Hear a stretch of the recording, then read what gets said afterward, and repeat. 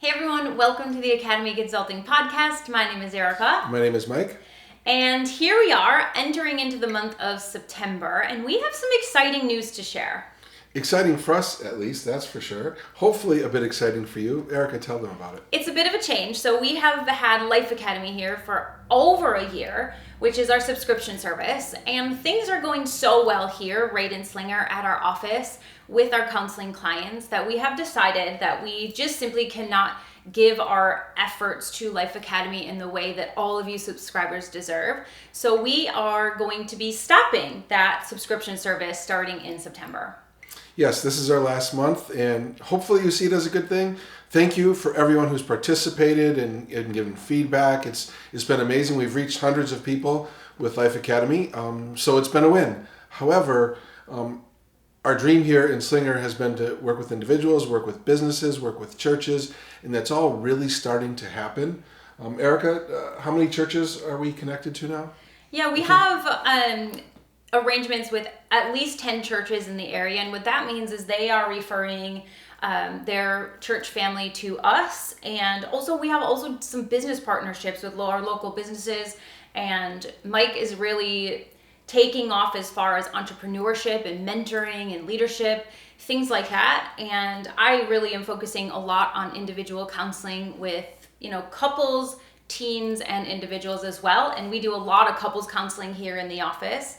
And so it's really... Can I just interrupt for a second? So we'll get to that in a little bit here. We'll kind of take you through a little bit of what we do with people. So make sure you stay tuned to the end because I think we can help you a little bit today.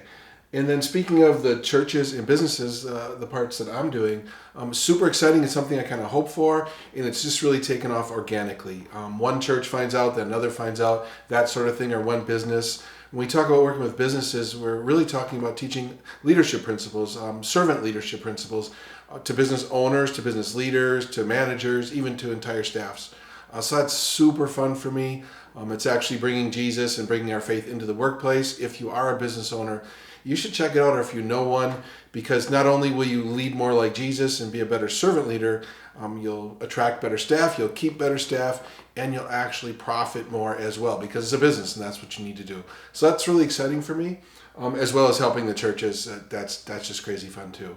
Additionally, as Erica talked about individuals and couples and teens, people always ask that question, like, who do you work with the most? And I would say it's mostly individuals and couples, like 45% individuals, 45% couples, and then maybe 10% teens. So we do work with all three groups. Yeah, and so primarily we meet with clients here in our office in Slinger. I actually do see clients in Ripon still at our old home church a couple times a month. So we also will meet on Zoom. So if you're interested in finding out and connecting with us, we have a lot of different options and availability for us to meet with you. But we thought it would be kind of fun to give you guys a little taste of kind of what we do, how we do it, and if you want to come here one time, or even if you just enjoy listening to our podcast, we want to give you a takeaway that hopefully can be really beneficial. Yeah, I agree. When people meet with us, it's super important for us for there to be value. We don't just talk and don't get anywhere. We actually talk and make progress and help people change their lives or change their marriages or change their perspective at their school. That's what it's all about. It's not simply talking through problems, it's solving problems. And one of the things that we do a lot with everyone we meet with is we talk about the 2.0 version of themselves. So like Mike 2.0, what's that going to be? So Erica, would you just talk about that a little bit, please? Sure. So I started doing this a few years ago, and it has been so impactful in my life. And so this is something that in one of our first meetings with all of our clients, we usually try to challenge them to do. And so I want to challenge you this right now too. So what I want you to think about is who you are right now, as when maybe you're driving or maybe you're sitting, whatever you're doing listening to this. So it's Mike 2.0 or it's 1.0. Mike today. It's Mike today. It's Mike today working here at the office. Okay. So there is a version of you that is now, but then there's also a version of you that I want to encourage you to dream about. And this is the 2.0 version of yourself. So like the me I want to be. The you want to be. What characteristics do you have? What are your goals? What are your dreams? What do you absolutely wish for your life? And I always tell people to dream so big here, because I think one thing that we forget is like, no matter where you are in life or what season you're in or the cards life has dealt you, you have the potential to be and do anything you want to do. and you do not have to stay where you are. So in order to know that, you have to know where you're going. So this 2.0 version, we always sit in with our clients with a yellow pad, and I'm always scribbling notes and giving homework. So what I always say is you do Mike 2.0 on a piece of paper, and then you just start listing all of the qualities or goals and dreams that you have for yourself there. So, for instance, to be less stressed out or less anxious, to be Yes. more positive, to have better friendships, whatever it may be. Yes, Could exactly. be work, could be home. Work, home, everywhere. Got it. Socially, mentally, emotionally, physically, spiritually, every area of your life you can apply this to. And the cool thing about this and how this actually works then is every decision you make, every thought you have, every intention that you try to make, it either keeps you stuck where you are today as Mike sitting here, or it takes you further to the 2.0 version of yourself. And this gives us a very good direction to look at with our clients, but it also gives you something to go after, goals to succeed. Here's a very realistic example of my everyday life. My 2.0, Erica 2.0, is always to be healthier, get in better shape. And my biggest struggle with that is waking up in the morning and doing a workout. And every day as I hit that snooze button, what comes in my mind is, okay, is this next snooze going to keep you stuck as Erica today?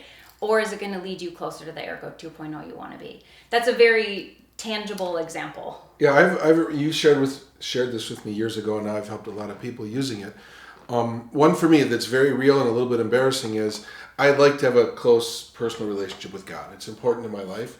However, I can forget to talk to God.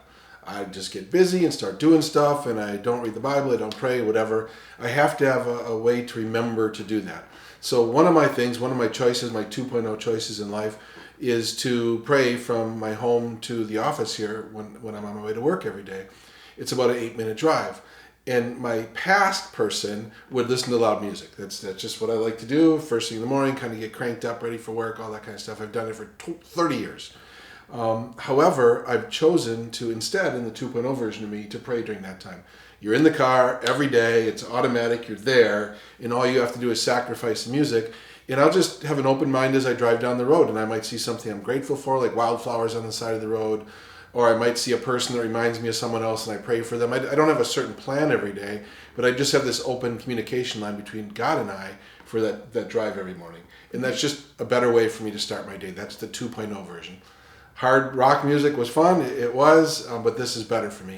It sets me off on a better track for the day. Okay. So here's another piece to this 2.0 version that we always like to talk to people about.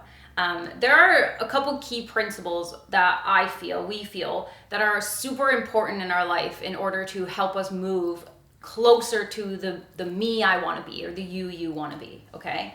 And the first one is this concept of be impeccable with your word. Now, if I say that to you, Mike, are you impeccable with your word? Your natural inclination is probably you're thinking, I actually think I am. I usually do what I say. I follow through and I don't let people down. Would you agree with that? Yeah. That's usually people's first answer. And you can ask yourself that question, are you impeccable with your word? But here's the key. What about the words that you speak to yourself in your own mind? Are you impeccable with your word if Definitely that is not. the case? Definitely not. Uh-huh. I'm much kinder, grace-giving, and forgiving with other people than I am with myself. And so that is honestly one of the very most common things that we find with people is we treat ourselves terribly. Yeah. Absolutely terribly. And so one thing that I love to do is help people actually think about that and learn to take the first steps in trying to make a change in that way. And the first thing I always tell them to do is, that voice, that negative voice that you have in there? Yes? Yep. Okay, if I told you to name that voice right now, the very first thing that comes to your mind, what would you name it? J. Ray McDermott. Okay, J. Ray McDermott, that's Mike's. I would have you do the same. Name that voice. The reason it's J. Ray McDermott is one time I was in a fishing tournament in Louisiana, and there was a business close to the hotel I was staying at for a few weeks for this tournament. And the title was giant on the side of the building, J. Ray McDermott. So ever since then, I've kind of used that name for goofy stuff. Okay. J. Ray McDermott. J. Ray McDermott from Southern Louisiana. When he shows up in your mind, Eat some crawfish at Touffet. He's Cajun. You're J. Ray McDermott. Your voice is funny. Most people's voice inside their mind isn't funny. Usually it's mean and hurtful. I did it yesterday. Should I confess something right now? Sure. Okay, so this is in my head, right? But no one's perfect. You still screw up. So yesterday I was fishing, and I did something a little bit stupid and lost a fish. I don't know how many thousands of bass I've caught in my life. Thousands. And what I did was just like a dumb, stupid little mistake, right? And so I was retying the lure, and I was saying stupid. I was literally saying stupid as I was retying the lure. Like you're calling yourself Yeah, stupid. that was just stupid. And I was alone in the boat. There was no one else there, right? So I was only talking to me. Uh-huh. And then I realized, like, why am I doing... I would never say that to someone else. If someone else lost a fish that way, I'd be like, no big deal. It happens to everybody, right? Next time, do this. But I don't treat myself the way I would treat other people. But I caught it at least, right? I did it, and I caught it, and hopefully I won't do it next time. But that's the reality of this, and you can take it all the way down to your fishing trips. Yeah, I mean, that's the reason why we have you name the voice, because the truth is, for a lot of people, that voice is terribly mean. And one thing that you don't realize, that most of us don't realize, is that voice is you. And you have absolute 100% control over when this person shows up and when it doesn't, and how you listen to it or how you don't. And so we can't, we don't have hours and hours. So can I just tell like J-Ray to shut up? You can. Like, shut up, J-Ray. What I always say to people is your goal is to get to know that voice in such a way. And the first step that I actually tell clients to do that is write down the things that J. Ray McDermott says to you most often. And a lot of people, would be like, you're not good enough. You're not worthy. You're ugly. You're fat. You're just whatever. I don't know how it shows up for you. I know how my voice shows up for me. And J-Ray keeps calling me bald all the time. That, and that doesn't have to be a negative thing either, right? Possibly. But I'm just saying. And so your goal then is to, when you look at the things that this voice inside of your head says, the next step into actually making a change is to imagine then that person is your best friend, telling you that that's how they speak to themselves. When you get things out of your head and you write them on paper, something happens. Something can change in your perception of it, and you can begin to look at it and understand it a little bit differently. So if you were, like you said it, if you had a best friend in your boat and they're like, oh, I'm so stupid, you would have been like, listen. Everybody does that. It's no big deal. It's not that big of a deal. Right. You're not. However you would self-talk to your friend, these are the skills that we try to help you learn and understand. And once you get it, it's actually not that difficult. And it actually is so amazing when you can get that voice to shut the heck up. Try it a little bit yourself. We have helped so many people with this.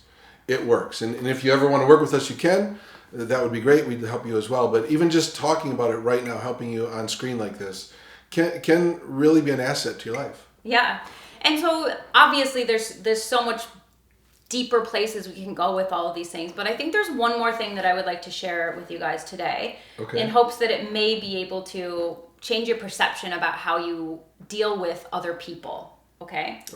So there's something that we hear all the time, and this is something that I deal with as well, is what other people think about me. Okay? If someone treats you bad or says something negative about us, okay, there's two things you must really, really understand. Okay?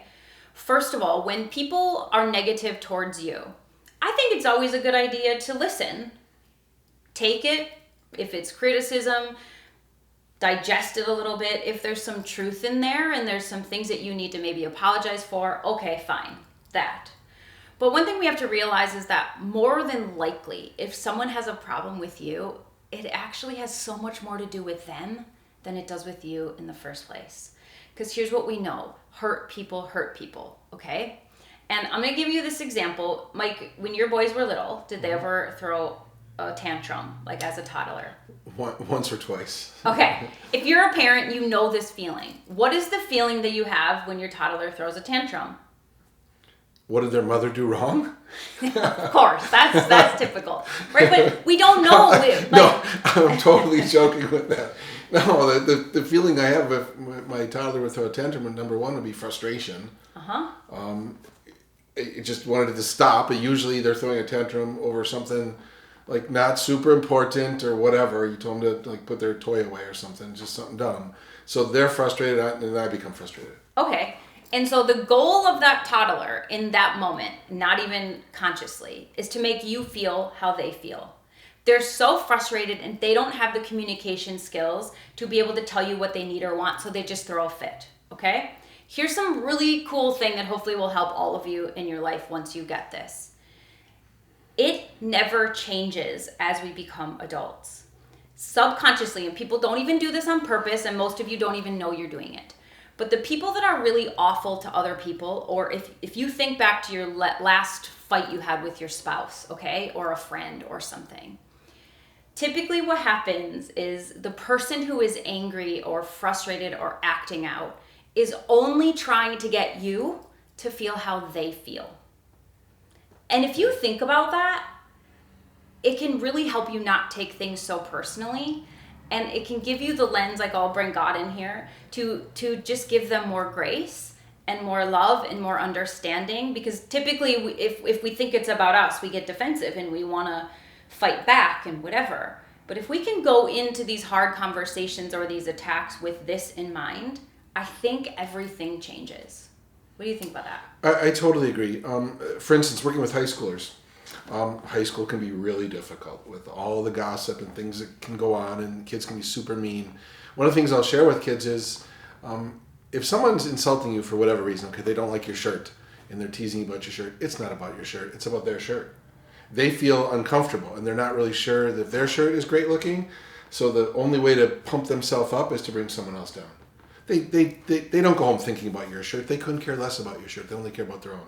So they tease you, making themselves look good. So you have to realize that when people are giving you a hard time, it's really, like Erica said, it's really all about them. And if you can remove yourself just a little bit from the situation and not get frustrated right away, not feel judged right away, not get defensive right away, and just pull back for a second, think, why is this person doing this? That will help you immensely not get sucked into their trap. Because it's a trap. Exactly.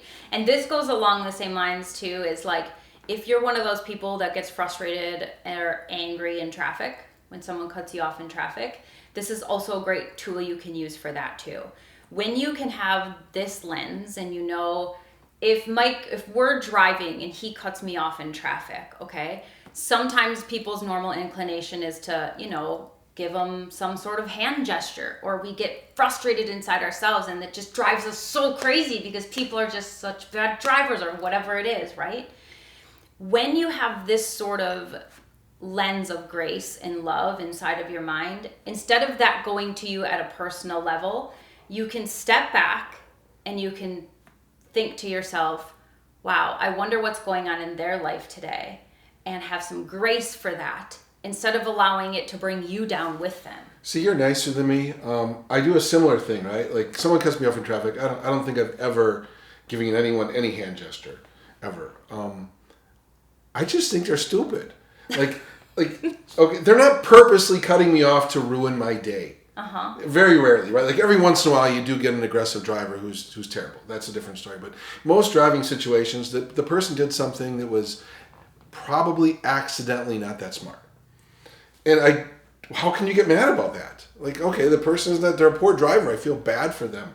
If they do dumb junk while they're driving, I pity them. I don't get angry at them. Mm-hmm. So I would say that when maybe you can go all the way to where you're at, where you're praying for them and thinking, wow, they must be having a terrible day, so they're driving inattentively.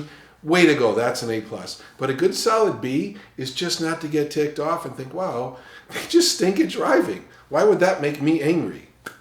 That'll help. Why would you ever want to drive around angry all the time yourself, right? Like, don't let that junk ruin your day. It shouldn't ruin your day. Yeah, I think there's so many things that in our lives we can allow us to really frustrate us and make us angry and anxious, depressed, all of the negative things that when we just have some different tools in our toolbox, so to speak, Yeah. to help us deal with our mindset and how we process things, and we can really work through why we think how we think, and if it is leading us to a place of anxiety or depression or a very stressed out life. We have some really great tips and tools here that we give you to just help you a little bit, to give you some encouragement and help you along the way. We gotta redo that part. Okay. Okay. We can cut it off where you said traffic. Okay. Here's the thing. All of us have stuff. It's just true. We do. I'm not perfect. Mike's not perfect. But I think one thing that life has taught us is how to overcome the simplest things, and how to really not allow life to be in control of you, but for how you and me can be in control of our life. And when that happens, the stress, the anxiety, the depression, the frustration, the anger doesn't show up in the way it used to. Here's why. You have one shot. This is your one life. Today is the only day like today you will ever have. Tomorrow is your only tomorrow you'll ever have. It's unique. Every day is special. And we want you to enjoy those days. God wants you to enjoy those days. God did not create you to live a life of misery, yet so many of us do. So we want to help you. We want to help you enjoy your life. That's what we love to do, and we know we can help you get results. You can enjoy the life that you have, but you have to make some healthy choices for yourself to do that. Yeah, so if you want to get connected with us, our info is down in the comment section. Feel free to give us a call, send us a text, shoot us an email, or visit our website. And we are so excited about Slinger, this community, and the surrounding communities, and all the way that God is using us here. And so thank you for all of you that continue to support us, listen to our podcasts, and refer your friends and family, because God's at work, and we're really excited to be a part of it. Enjoy your day today. See you next time.